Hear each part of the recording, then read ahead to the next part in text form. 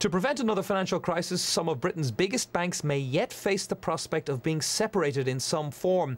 Breaking them up entirely is still on the drawing board for the body charged with ensuring that banks are never again bailed out by taxpayers. Its chairman said that Britain's biggest banks still assumed that the state would step in to rescue them if another crisis occurred. Systemically important institutions now have an implicit state guarantee for risk-taking activities, particularly those related to and or inseparable from retail banking. This distortion, which is also a distortion to competition, important point, competition with other institutions, should be neutralised or contained. So John Vickers thinks that banks' structures should change and that investment banking divisions might have to be financially separated from the retail side, which includes current accounts and mortgages.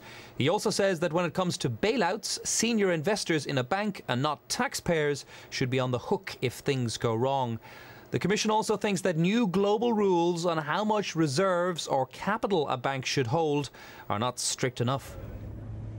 That's unlikely to go down well with banks, who may be forced to set aside even larger sums of money or capital, which could run the risk of scaring them away from London. I don't think the UK is going to be daft enough to do something that is radically different from others and so prejudice both its economy and prejudice employment. I'm sure we won't. Should there be a problem in the future, and I sincerely hope there never will be another problem like this in the future, then a bank can be allowed to fail without having an impact on the economy.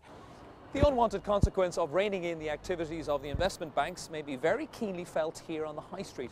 It's because if the big banks have to set aside even more money for an emergency, they'll have even less money to lend to you and me for home loans and car loans, etc. And they may even charge us even more for it. So those who are calling for big banks to be broken up may be those who end up paying for it. Joe Lynam, BBC News.